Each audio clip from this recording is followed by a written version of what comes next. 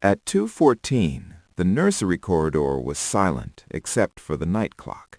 I noticed the medicine tray under the crib was misaligned, one vial shattered beside it. Protocol required sealing the room. I did not move. The nurse's log showed no entry after midnight. The child slept, breathing steady. Something had been administered or attempted. I waited, listening for footsteps that did not come. The guard closed the nursery door without engaging the seal, leaving it resting on its magnetic catch so the hinge would not register a full cycle, a small deviation that kept the room technically open while buying him time. The lighting inside remained at night level, a low amber wash designed to preserve circadian rhythm, and it revealed the floor in soft gradients where the glass fragments lay scattered near the base of the crib. He did not kneel immediately. He stood where he was trained to stand, just inside the threshold, counting the child's breaths by the slight rise and fall beneath the blanket. Steady, untroubled. The air carried the faint sterile scent of antiseptic that should have dissipated hours earlier. When he moved, it was deliberate, shoe covers already on, gloves drawn tight without sound. The vial was not from the emergency tray. Its label bore a pale blue stripe reserved for scheduled administration only, and the dosage marking was scored in milliliters too precise for routine calming drops. He photographed it in place, then the tray, then the empty space where a second vial should have been.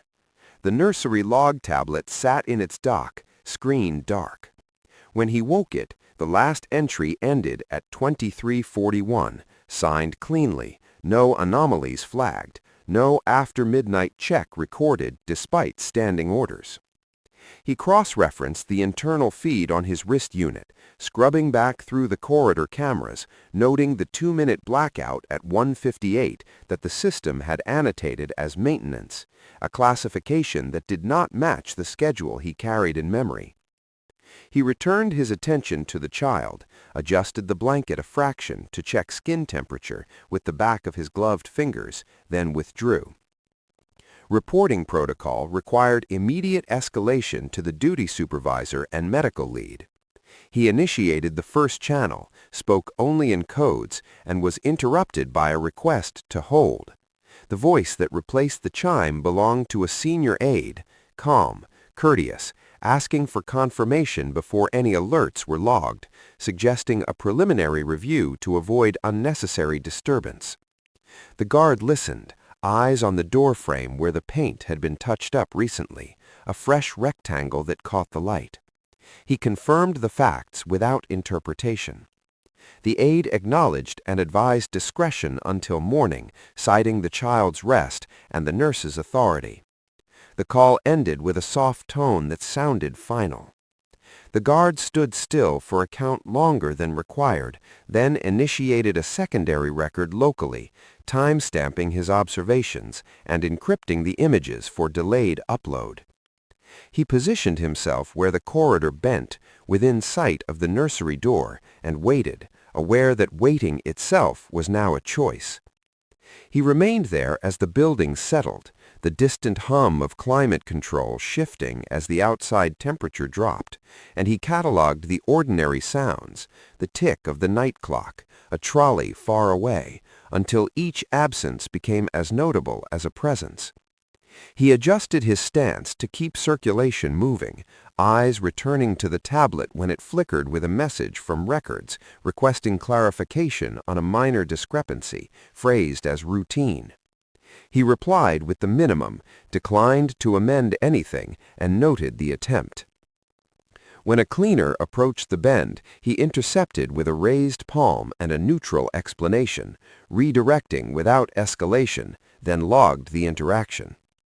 At 3:02, the nurse's access badge pinged at the stairwell below, a soft chirp he felt more than heard. She did not come straight on. She paused at the landing, and when she entered the corridor, her pace was measured, her shoulders set in a way that suggested rehearsal. He stepped into her line of sight and identified himself by role rather than name. She stopped, eyes moving past him to the door, then back. She offered an explanation before he asked, a string of specifics delivered too smoothly, citing a dropped vial during cleanup, a replacement already fetched, an entry she must have forgotten to sign. He asked one question about the blue stripe. She hesitated, corrected herself, said it was mislabeled stock. He asked another about the camera blackout. She said maintenance, then said she was told it would happen. The corridor felt colder. He did not argue. He informed her that the room was temporarily restricted pending verification and that another nurse would attend. She protested softly, invoking routine, invoking trust, invoking the hour. He repeated the restriction and watched her hands tremble as she clasped them. When she stepped back, he allowed it. After she left, he initiated a welfare check that fell just short of an alarm, adjusting parameters to increase monitoring without waking the child. A message arrived from the aide again, firmer now, advising compliance and reminding him of chain of command consequences. He acknowledged receipt and did not comply. Instead, he repositioned the corridor camera manually, compensating for the earlier blackout, and set a personal watch that would alert only him. The nursery remained quiet. The child slept.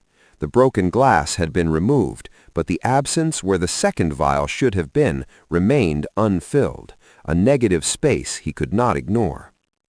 He understood that by delaying nothing and reporting selectively, he was creating a record that would be questioned. He also understood that by doing otherwise, he would be leaving a child unprotected. He stood his post as the night thinned toward morning, aware that the first formal response, when it came, would not be to the vial, but to him. Morning entered the palace without ceremony. A gradual lift in light temperature that softened the corridor and made the events of the night appear less urgent than they were. The guard had not moved from his sector when the shift rotation began. He acknowledged relief staff with brief nods and remained assigned by default, his presence now a quiet anomaly that drew glances but no questions. The nurse returned shortly after dawn, this time accompanied by a court medical administrator whose suit was cut for authority rather than care, his badge granting him access without the audible confirmations that followed most entries. The guard observed the nurse's posture as she walked, shoulders tight, chin slightly elevated, the practiced composure of someone bracing for scrutiny. She spoke first, addressing the administrator rather than the guard, framing the broken vial as an unfortunate accident compounded by fatigue. The administrator listened, hands folded, eyes flicking once to the nursery door and then away, as if proximity itself carried risk. When the guard presented his record, timestamps, images, the missing log entry, the administrator acknowledged the thoroughness without endorsing its implications, reminding him that medical judgment fell outside security remit. The guard responded with procedure, citing the standing order that any unlogged administration attempt triggered a joint review. The administrator countered with discretion, invoking the sensitivity of the child's schedule and the reputational harm of premature escalation. The nurse stood silent now, breathing shallowly, her gaze fixed on the floor where the glass had been. A senior court official joined them, his arrival unannounced, his tone conciliatory, suggesting that misunderstandings were best resolved internally. The guard felt the pressure not as threat, but as narrowing space, options closing as authority layered itself around the incident. He was instructed to submit his materials to medical oversight and to resume normal patrol, the implication clear that the matter would be handled. He acknowledged the instruction without assent, noting internally the absence of any commitment to preserve evidence. As they spoke, a junior nurse passed with a replacement tray, her eyes widening briefly at the cluster before she was waved through. The child remained asleep, unaware of the negotiation occurring outside his door. The guard watched the exchange conclude with polite finality, the administrator thanking him for vigilance while effectively removing him from the decision. When they turned to leave, the nurse glanced back once, her eyes meeting the guard's for a fraction of a second, a look that held fear more than defiance. He returned to his post, aware that the authority in white had closed ranks, and that his next move would be measured not by policy manuals, but by how far he was willing to stand alone. He complied outwardly, stepping back into patrol rhythm, but his attention sharpened, noting the subtle changes that followed the meeting. The nursery access list updated without notice, the medical administrator's office light burning earlier than usual, the nurse reassigned on paper, yet still lingering nearby under the pretext of handover. He logged each deviation privately, understanding that official channels were now compromised by courtesy and caution. A message arrived from internal compliance requesting a summary. Moments later, a second message advised that no further action was required pending review. The contradiction was noted.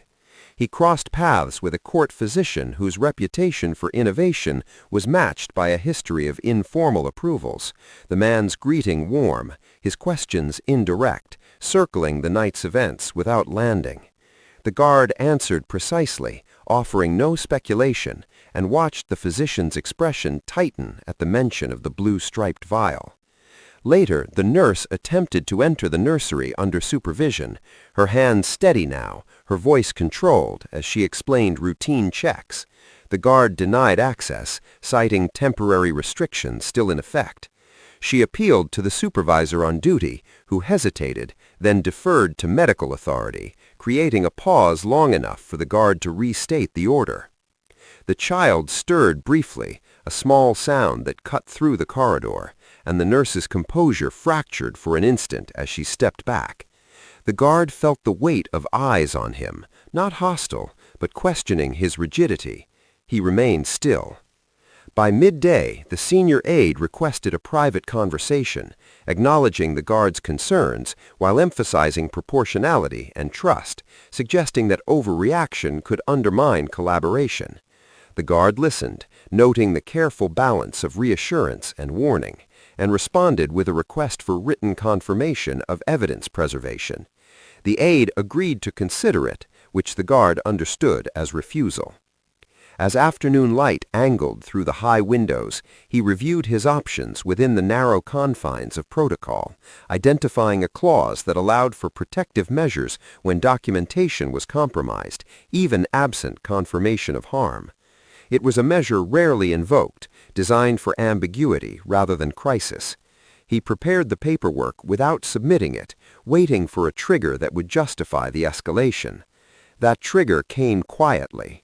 An updated medical order appeared in the system, authorizing a new calming regimen for the child, approved retroactively, its timing too convenient to be coincidence. The guard saved the record and stood, aware that authority had moved to legitimize what had been irregular. The moral conflict sharpened into clarity. To act now would be to challenge not a mistake, but a decision. He took his position outside the nursery once more. The corridor hushed, the temperature steady, knowing that the next step would force a line that could not be redrawn.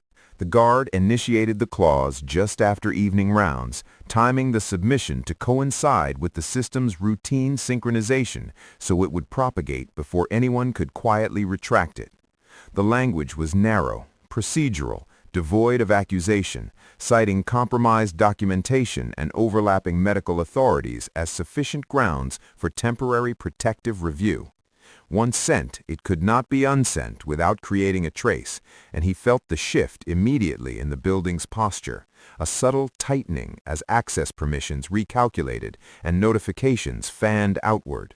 He remained at his post as messages began to arrive, first from compliance requesting clarification, then from the duty supervisor asking for a verbal check-in. He answered both with the same controlled phrasing, repeating facts already logged. Within minutes, the court physician requested a meeting, his tone cordial, suggesting that context would resolve concerns. The guard declined in writing, requesting all communication remain documented. The refusal drew a longer pause than any response could have. When the physician appeared anyway, accompanied by the senior aide, the corridor seemed narrower, the ceiling higher, the air cooler. They spoke of trust, of experience, of the necessity of flexibility when caring for a sensitive child whose sleep patterns had proven volatile. The guard listened, noting how the nurse's name was absent from the narrative, replaced by abstractions and institutional memory. He asked once about the altered logs he had identified, now corroborated by timestamps that did not align with physical presence. The aide acknowledged discrepancies, attributing them to system lag. The physician added that experimental calming agents, used sparingly, had been approved informally to avoid distress, emphasizing intent rather than process. The guard requested the written approval. Silence followed, heavy and brief. He was then instructed, formally this time, to stand down from the nursery and allow medical staff to proceed, an order delivered without raised voices or threats, its authority resting on the weight of hierarchy. He acknowledged receipt and did not move. The aide's expression tightened, reminding him of consequences, of career trajectories altered by inflexibility. The guard's reply was a request for a countersignature on the stand-down order, invoking the same documentation standards being debated. None was offered. The child's door remained closed, light steady beneath it. The guard stood, aware that by remaining, he was no longer merely reporting a problem, but actively obstructing a decision endorsed by those above him. The formal order arrived moments later, routed through Central Command, instructing reassignment effective immediately. It was clean, precise, and incomplete, lacking reference to the protective clause now active. The guard acknowledged it and initiated a secondary action allowed under the same framework, protective oversight pending review, a status that did not require physical removal unless superseded by a higher authority willing to sign their name. He waited. The corridor filled with quiet movement as additional staff arrived, their presence orderly, their expressions guarded. The nurse stood among them, pale, her hands clasped, avoiding the guard's gaze. The physician spoke again, softer now, suggesting compromise, proposing monitored administration with security present. The guard declined, citing the unresolved discrepancies. A supervisor approached, voice low, advising him that refusal placed him outside acceptable discretion. The guard asked if the child would be moved during the dispute. The answer was no. He nodded once and remained. Hours passed, measured by shifting right and the distant sounds of the palace settling into evening. Finally, a member of the Oversight Council arrived, summoned by the automated escalation triggered by conflicting orders. The counselor reviewed the records in silence, asked a single question about the timing of the retroactive approval, and then instructed that no further medical intervention occur until a formal inquiry convened. The physician objected mildly, the aide sighed, the nurse closed her eyes. The decision was recorded. The guard felt the pressure ease, not resolve. He had not won, he had delayed. As the others dispersed, the counselor informed him that his actions would be reviewed with equal rigor, that protocol cuts both ways. He acknowledged this without comment. The child slept through it all, breathing even, unaware of the line that had been drawn and held. The guard resumed his watch, knowing that the next phase would move beyond quiet corridors into formal rooms, and that the protection he had secured was temporary, contingent on what truth would withstand daylight. The counselor's decision altered the palace in ways that were not immediately visible, but were felt in the precise recalibration of movement and tone, a tightening of permissions that placed the nursery into a protected category without announcing it as such. The guard received the custodial designation through his unit, a dry confirmation that invoked a rarely used legal margin, allowing security to assume interim authority over a vulnerable royal when medical governance was under dispute. It did not remove medical care, it redefined who could authorize it. He adjusted his post accordingly, repositioning personnel with minimal instruction, ensuring continuity without drawing attention. The child was moved a short distance within the same wing to an observation room identical in size and light.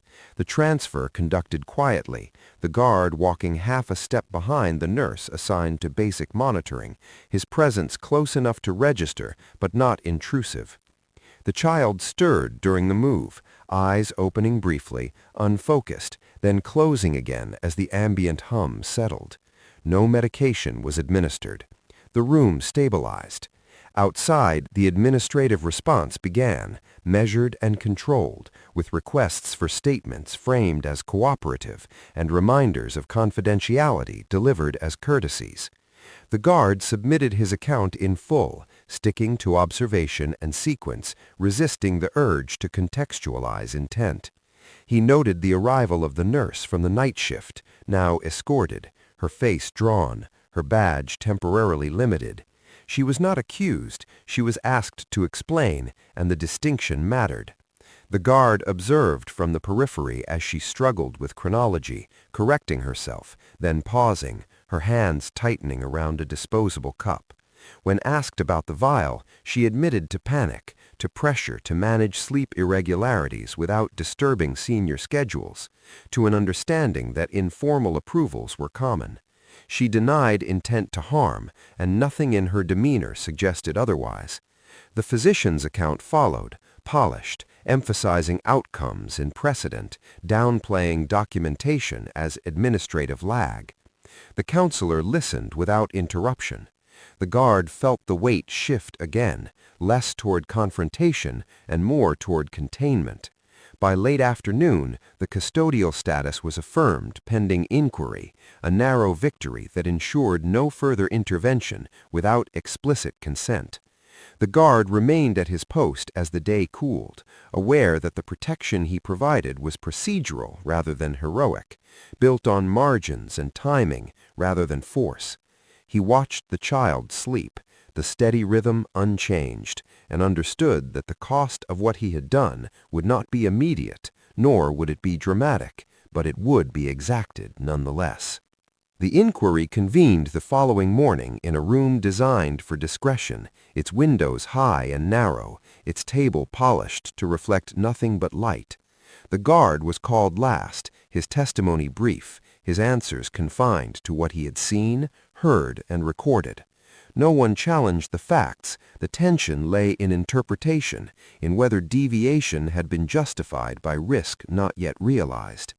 The counselor summarized without flourish, noting the misuse of informal authority, the erosion of protocol through convenience, and the particular vulnerability of a child unable to advocate for himself. The nurse was reassigned pending retraining, her panic acknowledged but not excused. The physician's informal approvals were curtailed, his access narrowed, his reputation intact but constrained. No public statement was issued. The palace returned to routine with practiced ease. The guard received notice of review into his conduct, framed as standard, its outcome undecided. He acknowledged it and returned to duty. Days passed. The nursery resumed normal operations under revised oversight, logs audited, cameras verified.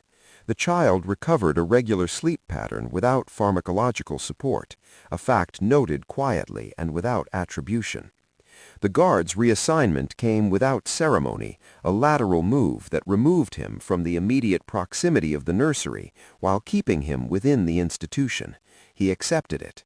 On his final walk past the corridor, he paused at the bend where the light shifted, listening to the familiar sounds, noting the absence of the faint antiseptic scent that had lingered that night. He did not look into the room. The protection had been achieved not by exposure, but by restraint, by forcing the system to confront its own shortcuts. As he took up his new post, he understood that nothing about the palace had fundamentally changed, only that for a brief interval, protocol had held where convenience might have prevailed. He resumed his watch with the same posture, aware that the measure of his action would remain invisible, recorded only in logs that most would never read, and in a child who slept undisturbed, unaware of the quiet line that had been drawn and defended on his behalf.